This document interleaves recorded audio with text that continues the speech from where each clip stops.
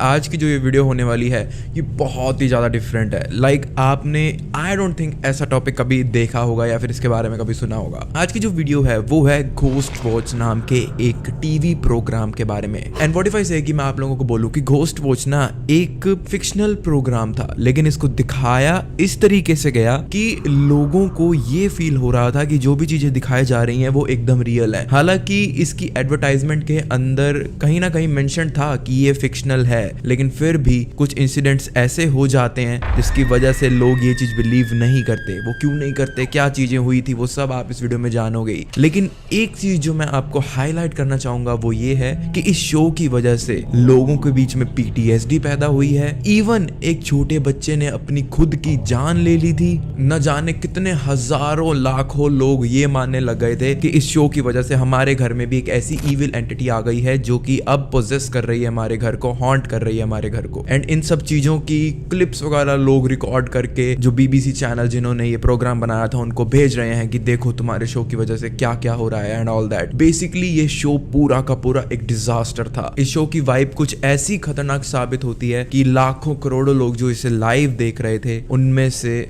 न जाने कितने इस शो को बीच में ही छोड़कर सोने चले जाते हैं या फिर सोने की कोशिश करने चले जाते हैं। ऐसा क्या था इस शो के अंदर एंड शो के पहले एपिसोड के एयर होने पे ही इतना ज्यादा ट्रॉमेटाइज कैसे हो गया था पूरा का पूरा एक नेशन। आइए जानते हैं इस पूरी वीडियो के अंदर, वो भी डिटेल में।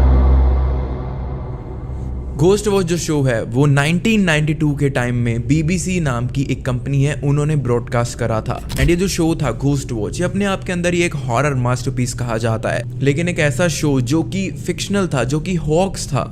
इस शो का जब ब्रॉडकास्ट होता है तब हैलोवीन का दिन था 1992 एंड रात के करीब 9:25 के दौरान में ये शो ब्रॉडकास्ट किए जाने वाला था। एंड इस शो को जब एडवर्टाइज करा जा रहा था लाइक न्यूज़पेपर्स वगैरह के अंदर, तो वहां पर क्लियरली लिखा हुआ था कि ये शो एक ड्रामा है एंड एक मॉक्यूमेंट्री है। बेसिकली अगर आप लोगों को सिंपल भाषा में बताऊं तो ये एक ऐसा शो है जो कि रियलिटी एंड फिक्शन के बीच में लाइन ड्रॉ करके बनाया गया है। वो थॉट ध्यान में रखकर बनाया गया है, जो कि एक जाने माने राइटर थे उस टाइम के दौरान में। अब आप में से काफी सारे लोगों के मन में एक क्वेश्चन अराइज हो रहा होगा जो मेरे भी हुआ था। मैंने आप लोगों को अभी बताया कि ये जो शो है ये 9:25 PM पर ब्रॉडकास्ट होने वाला था। एंड इस टाइमिंग वाली चीज पर बीबीसी ने कभी ऑफिशियली तो बात नहीं करी थी, लेकिन लोगों के बीच में एक बहुत बड़ी कॉन्स्पिरेसी है। वो कॉन्स्पिरेसी ये थी, एंड अगर ये बात सच है तो सही में बहुत ज्यादा दिमाग लगाकर इस शो के बारे में सोचा गया था। इस शो की टाइमिंग इस वजह से थोड़ी ऐसी वियर्ड सी रखी गई ताकि लोग कुछ अगर और भी देख रहे हैं उस टाइम पर तो लोग 9:30 तक वेट ना करें, क्योंकि बाकी चीजें तो उस टाइम पर ही खत्म होंगी। सिर्फ एक घोस्ट वॉच ही है जो कि 9:25 पर शुरू होने वाला था। तो इसी वजह से लोगों के दिमाग में उन्होंने ये चीज डाल दी कि हम 9:25 के आसपास में शुरू कर लेंगे हमारा program, so you have to be there. And एक और कॉन्स्पिरेसी थ्योरी ये भी है कि घोस्ट वॉच के जो प्रोड्यूसर थे वो चाहते थे कि लोग कैसे ना कैसे करके मिस कर दे घोस्ट वॉच के शुरू होने के कुछ मिनट, बिकॉज घोस्ट वॉच की सिर्फ स्टार्टिंग और एंडिंग के अंदर ही डिस्क्लोज किया गया था कि ये जो शो है ये एक रियल शो नहीं है। एंड अगर स्टार्टिंग के कुछ मिनट्स मिस कर दिए तो वो सारा का सारा शो आप ये सोचकर देख रहे होगे कि सब कुछ आप जो देख रहे हो वो रियल है। एंड जो पहले वाला कारण है वो भी हो सकता है कि ज्यादा से ज्यादा व्यूअर्स अट्रैक्ट करने के लिए सच में ऐसे रखा गया हो। एंड जो ये वाला कारण है, ये वाली जो कॉन्स्पिरेसी है, ये भी सच हो सकती है।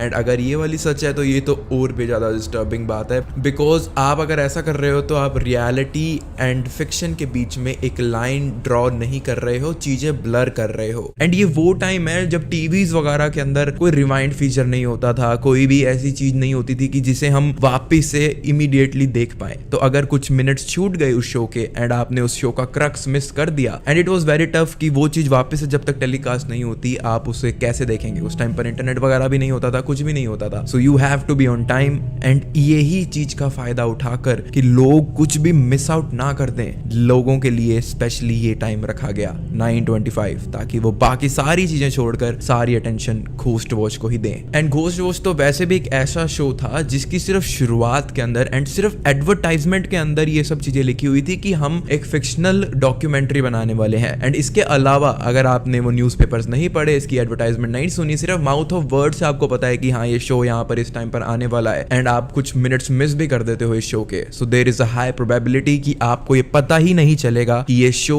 फिक्शनल था, इसमें रियलिटी के बेसिस पर कुछ नहीं था अंदर। एंड इस शो के अंदर दिखाया क्या जाने वाला था अब मैं वो बताता हूँ, काफी ज्यादा इंटरेस्टिंग है, ध्यान से सुनना। इस शो का जो प्रेमिस था काफी ज्यादा सिंपल था। नॉर्थ लंदन का एक घर दिखाया जाता है, एक साइट दिखाई जाती है, एक ऐसा घर था जिसके अंदर बहुत ही ज्यादा स्ट्रेंज एंड पैरानॉर्मल हैपनिंग्स बहुत टाइम से अकर हो रही होती हैं एंड कुछ घोस्ट हंटर्स उस घर के अंदर जाकर अपनी एक्सप्लोरेशन एंड अपनी घोस्ट हंटिंग की मदद से इस जगह के बारे में एंड वहां पर मौजूद घोस्ट के बारे में और ज्यादा इंफॉर्मेशन इकट्ठी करने के लिए जाते हैं। एंड जो फैमिली दिखाई जाती है इस घर के अंदर जो रह रही थी वो हर बार यही क्लेम करती हुई दिखाई जा रही थी कि हम यहाँ पर हो रही पोल्टरगाइस्ट एक्टिविटीज वगैरह से बहुत ही ज्यादा परेशान है, हम बहुत ज्यादा अफेक्ट हो रहे हैं इन सब चीजों से। एंड इस घर के अंदर एक ऐसी घोस्टली एंटिटी रहती है जिसको वहां पर रहने वाले बच्चों ने पाइप्स नाम दिया हुआ था, यानी कि पाइप्स नाम का एक घोस्ट वहां पर रहता है। अब इस चीज को इन्वेस्टिगेट करने के लिए बीबीसी की टीम से पॉपुलर पैरानॉर्मल इन्वेस्टिगेटर्स वहां पर जाने वाले थे एंड उन्हीं के साथ साथ में दो बहुत ही ज्यादा पॉपुलर टीवी शो प्रेजेंटर्स सारा ग्रीन एंड क्रेग चार्ल्स जो कि लाइक एंकर वगैरह भी थे इस शो के, वो भी जाते हैं इन्वेस्टिगेशन साइट पर अपना काम करने के लिए। एंड यहाँ पर इस शो के लिए एक पूरा का पूरा स्टूडियो भी डिजाइन करा गया था जहां पर माइकल पार्किंसन नाम के एक बहुत ज्यादा ऑलरेडी फेमस पर्सन भी बैठे हुए थे along with the side of doctor Lin, जो यहाँ पर बैठे हुए थे लाइव फुटेज को एनालाइज करने के लिए जो भी वहां पर मौजूद पैरानॉर्मल इन्वेस्टिगेटर्स रिकॉर्ड कर कर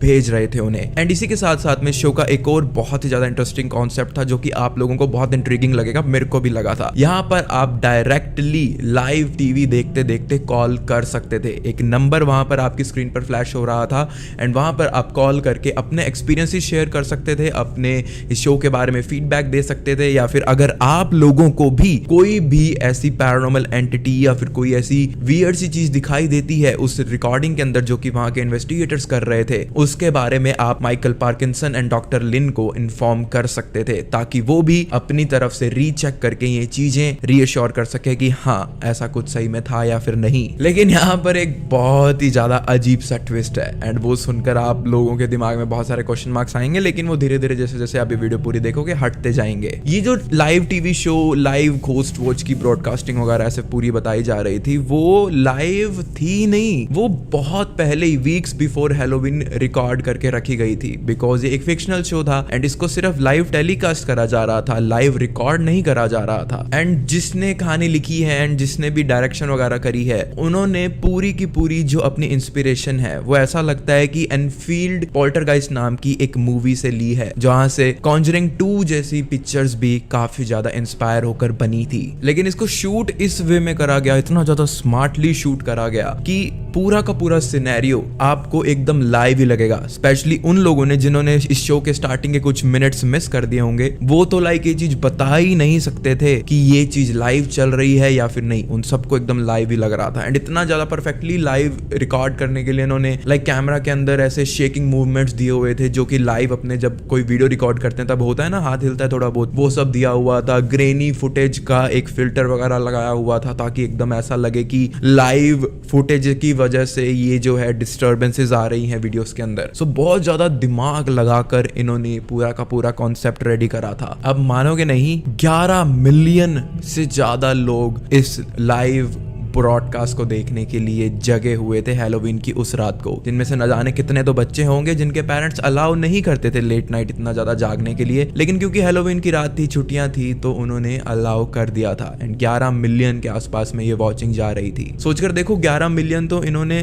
जो टीवी ऑन वगैरह थे उस टाइम पर एंड वो शो देख रहे थे वहां से काउंट किया होगा, लेकिन उस टीवी स्क्रीन के सामने भी तो ज्यादा बंदे हो सकते हैं ना, 2 तो एवरेज होंगे ही होंगे। तो कितने सारे लोग लाइक ऑलमोस्ट उस टाइम की आधी लगभग यूके की पॉपुलेशन ने इस शो को देखा होगा and it is just crazy number. अब देखो इन 11 मिलियन में से बहुत सारे ऐसे लोग होंगे जो कि लाइक मस्त एंजॉय कर रहे थे इस शो को, कि हाँ उन्हें पता था कि ये एक फिक्शनल है, वर्क ऑफ आर्ट है एंड वो बस as a horror and Halloween के नाम पर इस शो को एंजॉय कर रहे थे। लेकिन बहुत सारे ऐसे भी लोग थे जिन्हें इस चीज का रियलाइजेशन नहीं था कि ये चीज फिक्शनल है एंड इसी वजह से वो बहुत ज्यादा टेरराइज हो रहे थे ये सारे इंसिडेंट्स देख देख कर कि ये क्या हो रहा है, ये हमारे ही नेबरहुड के अंदर में क्या सच में ऐसी चीजें हो रही थी, क्या ये सब चीजें रियल हैं, क्या भूत वगैरह असली में होते हैं। वो अपना दिमाग खराब करे जा रहे थे अपने ओवर थिंकिंग वाले थॉट्स की वजह से। एंड करे भी क्यों ना, अगर उस टाइम के दौरान में जहां पर लाइक कंटेंट इतना ज्यादा अवेलेबल नहीं था, लोगों को सालों सालों मेहनत लगती थी ऑडियंस को कुछ देने के लिए, उस टाइम पर अगर आपको इतनी ज्यादा रियल दिखने वाली फुटेज कोई सामने रख दे, आप फिर आपके सामने लाइव टेलीकास्ट कर दे, तो अगर आपको वो पता नहीं है हिस्ट्री के बारे में शो की, then you are definitely in for some fun. अब यहाँ पर सुजैन नाम की लड़की हम देख सकते हैं जिसको सूजी भी उसकी मॉम बुला रही थी, जो कि मे बी उसका निकनेम होगा। यहाँ पर पता लग रहा था कि सुजैन किसी ना किसी चीज से, किसी डेमोनिक पावर से पोजेस होकर ऐसी अजीब सी आवाज निकाल रही है, ऐसी डरावनी सी हरकतें कर रही है। Stop it, Susie! Suzanne, you're coming with me. Suzanne? You're coming... Suzanne? Listen to me, Susie! जो हेल्पलाइन नंबर था, जो कॉलिंग नंबर था, जो ऑन स्क्रीन आ रहा था स्टूडियो वाला, वो एकदम रियल था। आप कॉल कर सकते थे वहां पर एंड लोगों के कॉल्स जा भी रहे थे। अब यहाँ पर भी ना एक क्रेजी चीज होती है, इवन जब आप कॉल कर रहे थे ना तो एक प्री रिकॉर्डेड मैसेज बज रहा था कि घोस्ट वो जो है ना वो प्री रिकॉर्डेड है एंड एक फिक्शन है, वर्क ऑफ आर्ट है। लेकिन हुआ क्या, इतने सारे लाखों लोगों ने एक साथ फोन मिलाए गए, वो मिलाते रहे, जिसकी वजह से फोन लाइंस जो है पूरी की पूरी तरह जैम हो गई थी एंड वो जो प्री रिकॉर्डेड मैसेजेस है वो बजना ही बंद हो गया था। एंड जिनकी भी कॉल्स आगे लग भी रही थी बीबीसी स्टूडियोज तक, उनके लिए ये प्री रिकॉर्डेड मैसेज बजना ही बंद हो गया था, जिसकी वजह से एक और हिंट जो कि लोगों को मिल सकता था कि हाँ ये शो रियल नहीं है, वो भी गायब हो जाता है। एंड इसी वजह से लोगों के बीच में जो टेरराइजिंग इफेक्ट था इस शो का वो और ज्यादा बढ़ रहा था, बिकॉज अंदर जो स्टूडियो के लोग बैठे हैं उन्हें तो ये चीज का पता नहीं चला कि हमारा ये मैसेज वगैरह चला गया है। एंड ऑब्वियसली उनको पैसे तो ऐसे ही दिए गए होंगे ना कि तुम्हें बार बार नहीं बोलना है लाइव बात करते हुए कि ये रियल है या नहीं है, तुम्हें बस अपना काम करना है एंड ऐसे दिखाना है कि सब कुछ रियल ही है। एंड इसी वजह से प्रॉब्लम ये होती है कि लोग जब बता रहे थे कि हाँ उन्होंने पाइप्स को,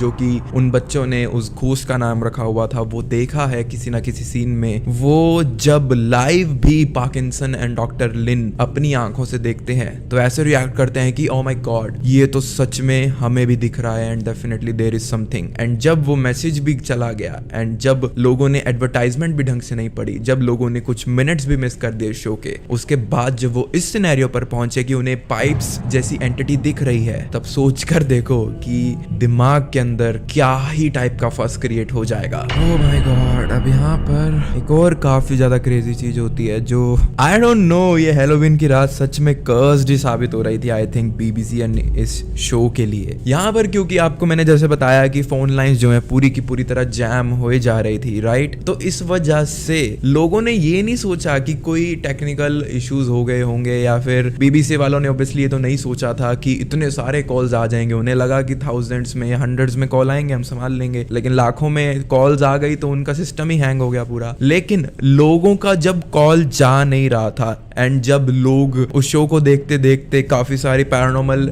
एंटिटीज को जो है मार्क आउट कर रहे थे कि उन्हें यहाँ पर ये दिखा, उन्हें यहाँ पर ये दिखा, जो कि पैरानॉर्मल इन्वेस्टिगेटर्स को नहीं दिख रहा है। एंड ये चीज बताने के लिए जब वो कॉल करे जा रहे थे, क्योंकि लाइंस जैम थी एंड उनके कॉल्स नहीं लग रहे थे, तो लोगों ने ये सोचना भी शुरू कर दिया था कि ये सारी की सारी वजह, ये सारी की सारी प्रॉब्लम उस इविल एंटिटी पाइप्स की वजह से हो रही है, जिसकी वजह से इलेक्ट्रॉनिक इंटरफेरेंस हो रहे हैं एंड वो एंटिटी नहीं चाहती कि हमारा कॉल आगे तक जाए एंड इस चीज के बारे में वो अनकवर कर सकें। अब देखो, अब मैं आपको एक चीज और बताता हूँ, इस शो के एंड होते होते भी ना बहुत ज्यादा क्लियर हो गया था, अगर कोई भी थोड़े बहुत कॉमन सेंस का इंसान है, कि ये शो पूरा का पूरा फिक्शनल था। लाइक लास्ट के कुछ सीन्स ऐसे थे जो कि पता चल रहा था कि ये फिक्शनल शो है एकदम, ठीक है। स्टार्टिंग में डेफिनेटली उन्होंने ऐसे डायरेक्ट करा था कि कोई पहचान ही ना पाए, लेकिन एंड तक आते आते ये शो पता ही था ये फिक्शनल है, कुछ कहानी ही ऐसी बदल जाती है। लेकिन प्रॉब्लम इज कि लोगों ने एंड तक ये शो देखा ही नहीं। उससे पहले ही जब ये सारी एक्सपीरियंसेस उनके साथ में हुए, उनको पाइप्स दिखा, उनको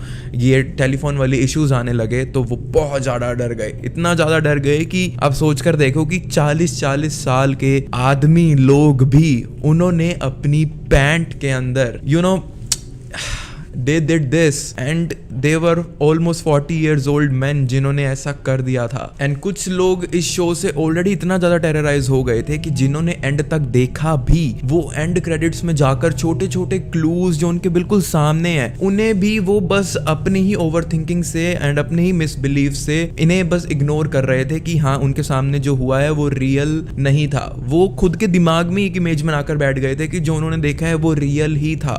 एंड सारे एक्टर्स के नेम, सारे डायरेक्टर्स के नेम, सारे शो प्रोड्यूसर्स के नेम उन्होंने मिस कर दिए। एंड जब एक्टर्स, डायरेक्टर्स, प्रोड्यूसर्स आ रहा है साफ साफ लिखा हुआ, तो इसमें पता ही चल रहा है ना कि this show was made not live, recorded and haunted incident. And pipes नाम का जो घोस्ट जो कि पूरे नेशन को टेरराइज करके बैठा हुआ था घोस्ट वॉच के इस पहले एपिसोड से, वो कीथ फरारी नाम के एक एक्टर ने प्ले करी थी। एंड लोग बस मिस करे जा रहे थे ये सारी इन्फॉर्मेशन। उन्हें बस ये ही बिलीव करना था कि जो उन्होंने देखा वो रियल है, वो कुछ और सोचना ही नहीं चाहते थे। बीबीसी को पता चल गया था कि उनके शो की वजह से बहुत ज्यादा हू हल्ला हो रहा है एंड नेगेटिव पब्लिसिटी भी हो रही है, तो उन्होंने लिटरली एक स्पेशल अनाउंसमेंट भी करवाई थी अगले दिन कि ये जो पूरा का पूरा जो शो था वो एक फिक्शनल था, वर्क ऑफ आर्ट था, एंड जो भी तुमने देखा वो सारे एक्टर्स के थ्रू प्ले करा गया है। सिर्फ यहाँ पर दिखाया ऐसे गया कि चीजें रियल थी लेकिन नहीं थी। लेकिन इस अनाउंसमेंट के टाइम तक damage was already done. And मैंने आपको भी वो बताया था ना कि लाइक बड़े बड़े लोगों ने भी अपनी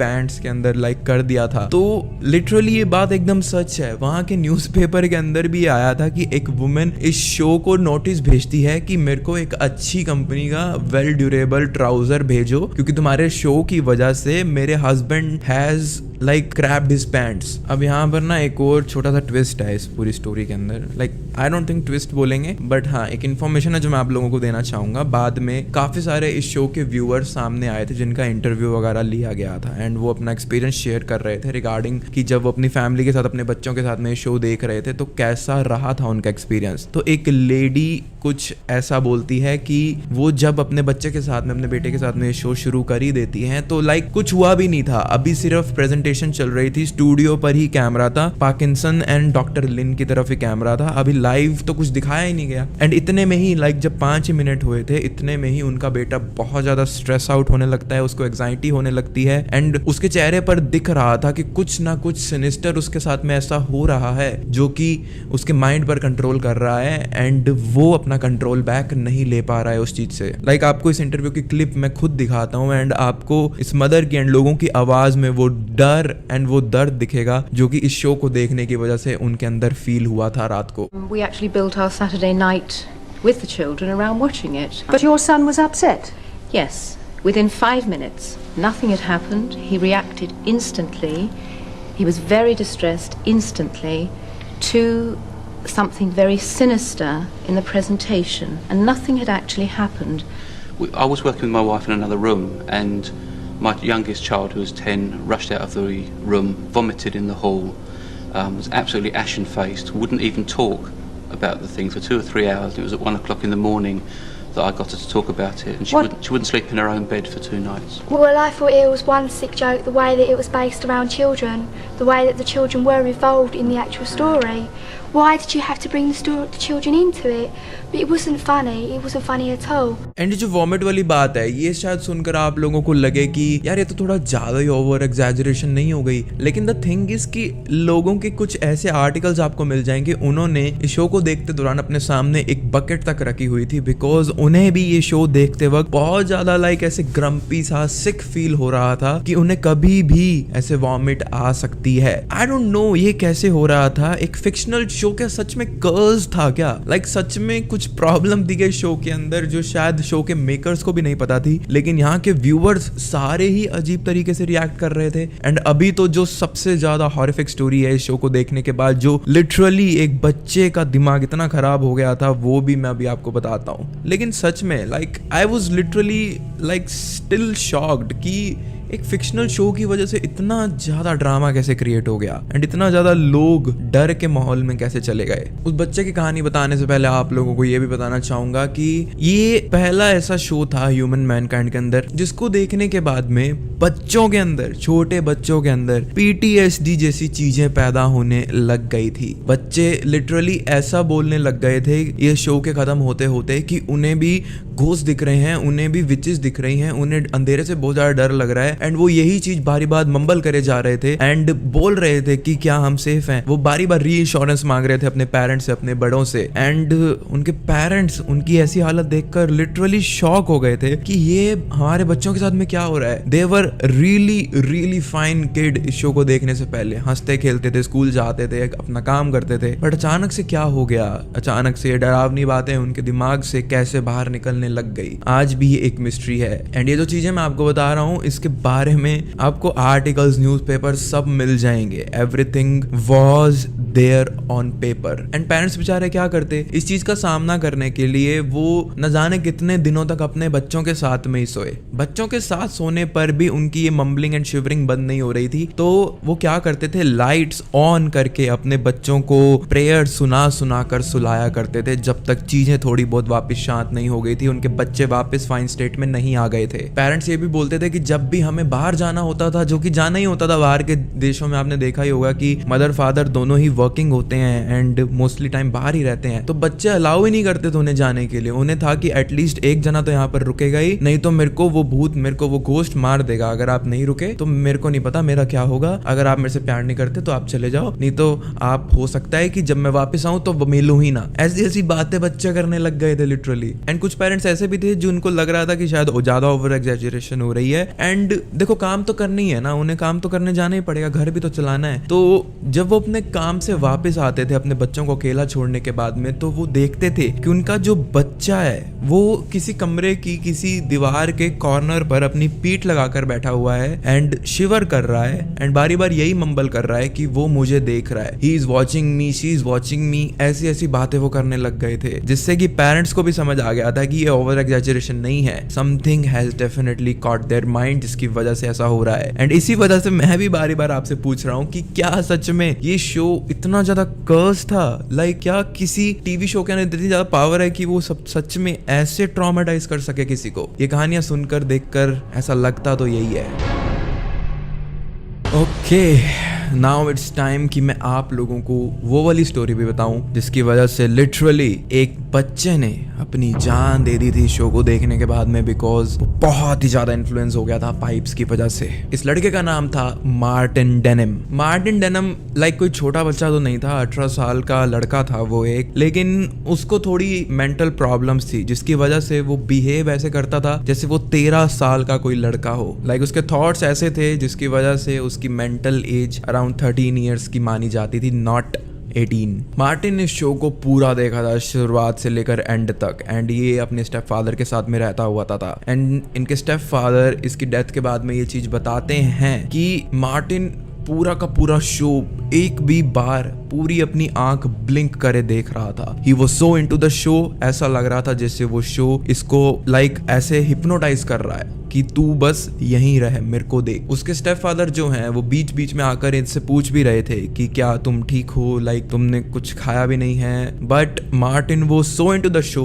उसे कुछ नहीं सुन रहा था। वो अपनी लाइक ही वाज लाइक ऐसे बैठा हुआ था टीवी के आगे जैसे वो ऑलरेडी डेड हो चुका है। शो खत्म होने के बाद जब वो सोने जाता है तो उनके स्टेप फादर ये भी बताते हैं कि Martin first time in his life अंधेरे में नहीं सोया। उसको कभी भी लाइट्स के साथ में नींद नहीं आती थी, लेकिन आज वो लाइट्स ऑन कर सो रहा था। मार्टिन जो था जब वो रात में सोने जाया करता था तब इनके घर में ना, जहाँ पर इसकी मदर एंड इनके जो स्टेप फादर थे वो रहते थे, इनके घर में एक ऐसा हीटिंग सिस्टम लगा हुआ था जिसको ऑन करने पर थोड़ी लाइक ऐसे बैंगिंग सी आवाज आती होती थी। एंड मार्टिन ये चीज डिस्क्राइब करता है कि ये वही सेम बैंगिंग की साउंड्स हैं जो कि घोस्ट वॉच के अंदर पाइप्स करता करता होता था अपनी प्रेजेंस शो करने के लिए। एंड ये सारी बैंगिंग साउंड सुनने के बाद में वो अपने मदर फादर को ये बोलता है कि देखो हमारा घर भी पाइप्स ने हॉन्ट कर दिया है, वो भी हमसे मिलने आ चुका है। ये सब चीजें 5 दिन तक चलती रही। उनके माता पिता ने ज्यादा ध्यान नहीं दिया इसकी बातों पे। उन्हें लग रहा था कि ओके बच्चा है, छोटा है, एक बार इन्फ्लुएंस हो गया, धीरे धीरे रिकवर हो जाएगा। लेकिन सैडली ये चीज, ये थॉट्स 5 दिन तक वो करते रहे उसके बारे में। लेकिन उसके बाद में they lost their child.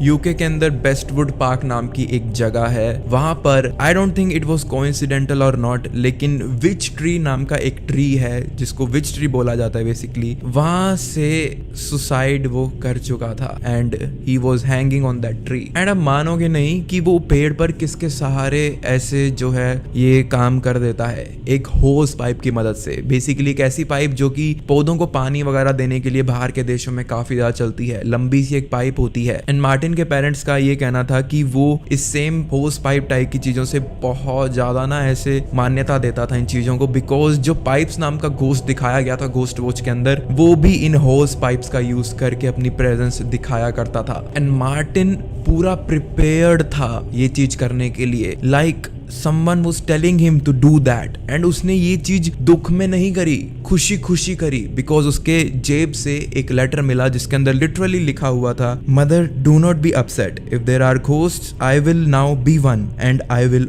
Always be with you as one. देखो पहली बात तो कोई इंसान, वो भी इस एज का, अपनी खुद से जान ले वो ही सबसे ज्यादा सिनिस्टर बात है। लेकिन ऊपर से इस इंसिडेंट में और ज्यादा स्पाइस अप करने के लिए यहाँ पर जो विच ट्री का यूज करा उसने एंड जो होस पाइप का यूज करा उसने, ऐसा लगता है जैसे हम किसी अर्बन लेजेंड के बारे में पढ़ रहे हैं। ये कोई रियल लाइफ स्टोरी नहीं है। बाद के टाइम में जो ब्रिटिश की वहां पर जो ऐसे कंप्लेंट लिखवाई जाती है ना ब्रॉडकास्टर्स के ऊपर, लाइक टीवी की कंप्लेंट्स एंड ऑल दैट, तो उनको भी लोगों ने बहुत सारी कंप्लेंट्स भेजी। एंड जब उन अथॉरिटीज ने बीबीसी के शो को रिव्यू किया तो उन्होंने भी ये बोला कि तुम्हें अच्छे से बारी बार ये चीज एडवर्टाइज करनी चाहिए थी कि ये एक फिक्शनल शो है। लाइक तुमने बस कुछ कुछ मूवमेंट्स पर ही करा जो कि मिस करना बहुत ज्यादा इजी है किसी भी जनरल ऑडियंस के लिए। एंड इस वजह से लोगों को बहुत ही ज्यादा ये शो मेनेसिंग लग रहा था। एंड ये था भी, इसके कुछ सीन्स बहुत ज्यादा ऐसे ग्राफिक से थे जो कि हैलोवीन की रात पर स्पेशली अगर दिखाए जा रहे थे तो काफी ज्यादा ट्रॉमेटाइजिंग हो सकते हैं। And we believe that to.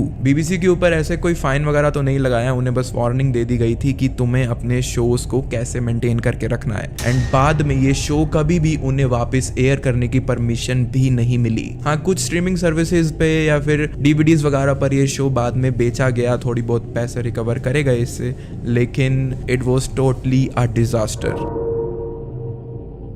तो मैं आप लोगों से फिर से आखिरी बार पूछना चाहूंगा, क्या पाइप्स सच में लोगों को उनकी टीवी स्क्रीन से, आप लोगों ने द रिंग मूवी तो आई गेस देखी ही होगी, एंड उसके अंदर एक ऐसी फुटेज मिलती है एक पर्सन को जो कि कर्स्ड होती है। एंड उस फुटेज को अगर आप देखते रहोगे तो उसके अंदर से एक रियल घोस्ट निकल कर बाहर आता है एंड बाद में नतीजा बिल्कुल अच्छा नहीं होता। यहाँ पर भी सिनेरियो कुछ उस हिसाब से कंपेयर करा जा सकता है। लोगों के हिसाब से पाइप्स जो है उनकी टीवी स्क्रीन से उनके ऊपर बहुत ही ज्यादा मेनेसिंग अपनी इविल पावर शो कर रहा था जो कि उन्हें पोजेस कर रही थी। एंड हजारों के मात्रा में जो बाद में डरावनी स्टोरीज बाहर आई हैं इस शो को देखने के बाद में कि कैसे कैसे लोग अफेक्ट हुए हैं, उनके बच्चे अफेक्ट हुए हैं, उनमें से कुछ ना कुछ तो हमने इस स्टोरी के अंदर भी कवर करे हैं। एंड न जाने ऐसे कितने हैं जो कि कवर नहीं कर सकते because they are just so many. मुझे एक यूट्यूबर की एक बहुत ही ज्यादा अच्छी एनालिसिस वीडियो भी मिली कि कैसे इन्होंने रियल एंड फिक्शनल की लाइन को अच्छे से ब्लर करके रखा। एंड वो फुटेज मैं आपको भी दिखाना चाहूंगा, एक बार ध्यान से देखना। And this will be the end of the video. They will have a hidden ghost present and they actually train the viewer to look for it. This is something I really love. It's very clever. They interrupt the show with a caller saying they think they've seen a hidden ghost in the background and they spend some time on it. And this is training the viewer to look for the ghost. Right, now let's roll the tape. And they show different versions of the footage. So the first time you see it, the ghost is really obvious. And you have a few seconds to catch it. And then they go back to a different version of the scene and the ghost isn't there.